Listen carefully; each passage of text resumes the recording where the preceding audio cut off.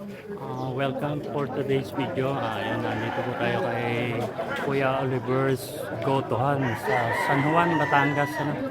Ayan, makikita nyo kung gaano karami yung mga kakain dito sa kay Kuya Oliver's. Nag-iintay sila at kasalukuyan pa pong nagluluto. Ayan, papasilip ko siya. Yan po yung mga kaldero pagkalalaki. Oh?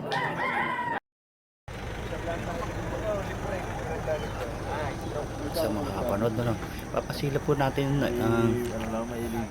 yung mga kakain dito kay Kuya Oliver's, kung gaano karami mga sasakyan po nila yan. No?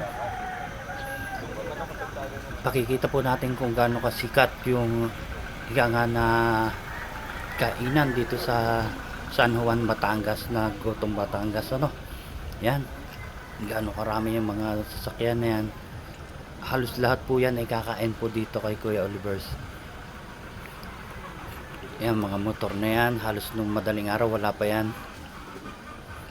Yan, mga nagparada po yan. Gaano karami yan, no? Hindi natin alam kung saan nang gagaling. Pero kalimitan po yan ay karamihan ay galing NCR po. Ayan. Maliban po sa amin, kami po ay galing Cavite. Ayan, oh. Halos parang paglinggo pala parang piyesta ang ika ngayon dumarayo para kumain. Sabi nga ni Kuya Oliver, yung raw ay siya ay pinarangalan na ng munisipyo ng San Juan, Batangas. Dahil dyan sa mga ay sa dami ng kumakain sa kanila.